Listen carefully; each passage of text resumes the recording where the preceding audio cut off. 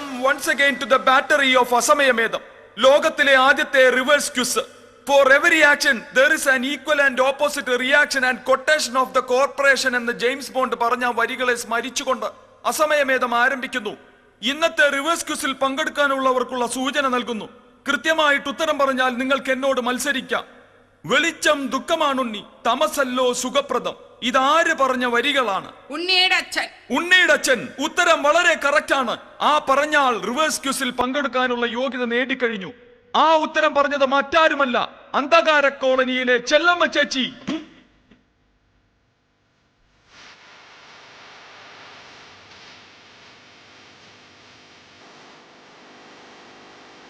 ഒരു കാര്യം ഞാൻ ചോദിച്ചോട്ടെ, വെളിച്ചം ദുഃഖമാണുണ്ണി, തമസല്ലോ സുഖപ്രദം എന്ന വാക്ക് പറഞ്ഞത് ആരാണെന്ന ചോദ്യത്തിന് ഉണ്ണിയുടെ അച്ഛനെന്ന് ഉത്തരം കറക്റ്റ് ആയിട്ട് പറഞ്ഞു. ആരാണ് ഈ ഉണ്ണിയും ഉണ്ണിയുടെ അച്ഛനും? ഉണ്ണി എന്റെ മോൻ, ഉണ്ണിയുടെ അച്ഛൻ എന്റെ കെട്ടിയൻ. ഞങ്ങളുടെ വീട്ടിലെ കറണ്ട് ബില്ല് വന്നപ്പോ അയാൾ എന്റെ മകാൻ ഉണ്ണിയോട് പറഞ്ഞ വാക്കുകളാണ് കേട്ടാ.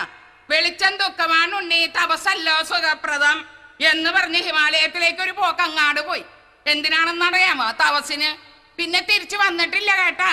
അതിനുശേഷം ചേച്ചി അന്വേഷിച്ചു പോയിട്ടുമില്ലേ? ഓ, ഹിമാലയത്തിലേക്കൊക്കെ ആര് പോകാനാണ്? എനിക്ക് അതിനുള്ള സമയം ഇല്ല കേട്ടാ.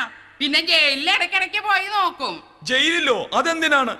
ഇപ്പൊ ഈ സ്വാമിമാരെയൊക്കെ പിടിച്ച് ജയിലിൽ അടയ്ക്കണ സീസൺ ആണല്ല. നമുക്ക് ഭാഗ്യം ഉണ്ടെങ്കിൽ ഒരു നോക്ക് കാണാനില്ലാന്നും കരുതി ഇടയ്ക്കിടയ്ക്ക് പോണതാണ് കേട്ടാ.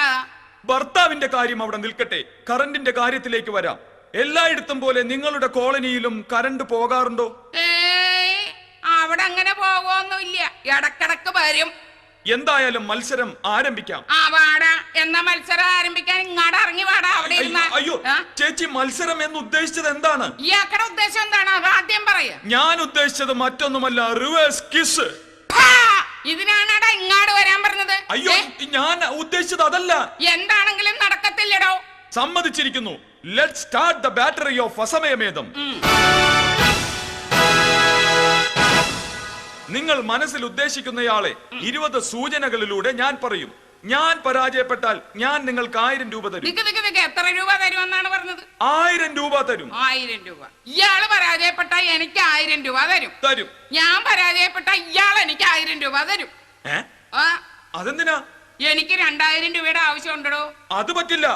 ഈ മത്സരത്തിൽ ഒരു നിയമമുണ്ട്. അതായത് ഞാൻ പരാജയപ്പെട്ടാൽ ഞാൻ 1000 രൂപ തരും. ഒരു കാര്യം ചെയ്യാം, ചേച്ചി പരാജയപ്പെട്ടാൽ 500 രൂപ എനിക്ക് തന്നാൽ മതി. സമ്മതിച്ച് 500 രൂപ തരാം. ചേച്ചി മനസ്സിൽ ഒരാളെ വിചാരിച്ചോളൂ. വിചാരിച്ച്. നിങ്ങൾ ഉദ്ദേശിച്ചയാൾ ഭാരതീയനാണോ? ഈ പൂത്തോട്ട എന്ന് പറയുന്ന സ്ഥലം ഭാരതമാണ്. പൂത്തോട്ട ഈ ചെക്കോസ്ലോവിക്കൻ ഭൂഖണ്ഡത്തിൽ പെട്ടതല്ലേ? ഈ ഭൂഖണ്ഡമൊക്കെയാണ്, കണ്ടത്തിന്റെ നടുവിലാണ് ഞങ്ങളുടെ വീട്. ചുറ്റും കണ്ടമാണ്. ശരി. നിങ്ങൾ വിചാരിച്ചയാൾ ജീവിച്ചിരിപ്പുണ്ടോ? ഇല്ല. അപ്പോൾ മരിച്ചയാളാണോ? അല്ല.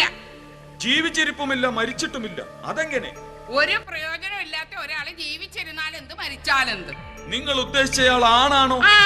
ഞാൻ വിചാരിച്ചത് ആണാണെന്നാണ് കേട്ടാ. പിന്നീടാണ് മനസ്സിലായത് ആണും പെണ്ണും കെട്ടവനാണെന്ന്. 50 വയസ്സിന് മുകളിൽ പ്രായം? അങ്ങോട്ടൊന്നും എത്തൂല കേട്ടാ. കയ്യിലിരിപ്പ് വളരെ മോശമാണ്. കലാ, കായികം, രാഷ്ട്രീയം എല്ലാത്തിലും പെടും. 3 എണ്ണവും ഉണ്ടോ? പോരാത്തതിന് നല്ല വെള്ളവടിയുണ്ട്. സ്വാതന്ത്ര്യ സമരത്തിൽ പങ്കെടുത്തിട്ടുണ്ടോ? ഏത് സമരത്തിലും പോകും. ഇന്ന പാർട്ടിയൊന്നൊന്നുമില്ല, ഒരു ഫുള്ളാണ് കണക്ക്. പൂത്തോട്ടക്കാരനായ, ജീവിച്ചിരിപ്പില്ലാത്ത എന്നാൽ മരിച്ചിട്ടുമില്ലാത്ത, 50 വയസ്സിന് മുകളിൽ പ്രായമില്ലാത്ത, കലാ, കായിക, രാഷ്ട്രീയക്കാരനായ, സമരങ്ങളിൽ പങ്കെടുത്തിട്ടുള്ള ഈ വ്യക്തി ആരാണെന്ന് എനിക്ക് പറയാൻ കഴിയില്ല. ഞാൻ പരാജയം സമ്മതിച്ചിരിക്കുന്നു. ചേച്ചിക്കിതാ സമ്മാനമായി 1000 രൂപ. ഇനി ചേച്ചി മനസ്സിൽ വിചാരിച്ചത് ആരെയാണെന്ന് പറയൂ. ആരാണെന്നാണ് എനിക്ക് അറിയേണ്ടത്. ഏതാള്? എന്റെ മിനിക്കുട്ടിയുടെ അച്ഛൻ. പുള്ളിയല്ലേ ഹിമാലയത്തിൽ പോയത്? അത് ഉണ്ണിയുടെ അച്ഛൻ. ഇതെന്റെ മോള് മിനിക്കുട്ടിയുടെ അച്ഛൻ. അതാരാണ്? അതാരാണെന്ന് അറിയാനല്ലേ ഞാൻ ഇങ്ങാട് വന്നത്. എന്റെ 3ാമത്തെ മോള് ശ്യാമള മോളുടെ അച്ഛനോട് ഞാൻ ചോദിച്ചു കേട്ടാ. അപ്പൊ അയാള് പറയുന്ന അയാൾക്ക് അറിഞ്ഞുകൂടാന്ന്. അയാള് മനസ്സാവാജ അറിഞ്ഞിട്ടില്ലാന്ന്. ജ്യോത്സ്യന്മാരോട് മുഴുവൻ ചോദിച്ചു, അവർക്കും അറിയില്ലാന്ന്. അപ്പോഴാണ് ടിവിയിൽ കണ്ടത് ആരായാലും താൻ കണ്ടുപിടിച്ചു തരുമെന്ന്. ഇതിപ്പോ തനിക്കും അറിയില്ലേ? അപ്പൊ താനും തോറ്റു, ഞാനും തോറ്റു. എന്നാ പിടി 500 രൂപ. അപ്പോ ചേച്ചിക്ക് ആളെ അറിഞ്ഞുകൂടാ, അപ്പോൾ ചേച്ചിയും തോറ്റു. അസമയമേധത്തിന്റെ സമയം അവസാനിച്ചിരിക്കുന്നു. നമുക്ക് വീണ്ടും കാണാം. കാണാതിരിക്കാൻ പറ്റില്ലല്ലോ, കാരണം പ്രപഞ്ചം ഉരുണ്ടതല്ലേ. ഇയാൾ എന്താണ് പറഞ്ഞ? ഒന്നുകൂടെ പറഞ്ഞേ. അല്ല കാണാതിരിക്കാൻ പറ്റില്ലല്ലോ, കാരണം ഈ പ്രപഞ്ചം ഉരുണ്ടതല്ലേ. ഓ ഇതേ ഉരുണ്ടുകളി കളിച്ചാണല്ലോ അന്ന് അയാള് മുങ്ങിയത്. അപ്പൊ ഇയാള് തന്നെയാണ്. ഒരു പക്ഷേ ആയിരിക്കാം, അല്ലായിരിക്കാം. എന്തായാലും അതുവരെ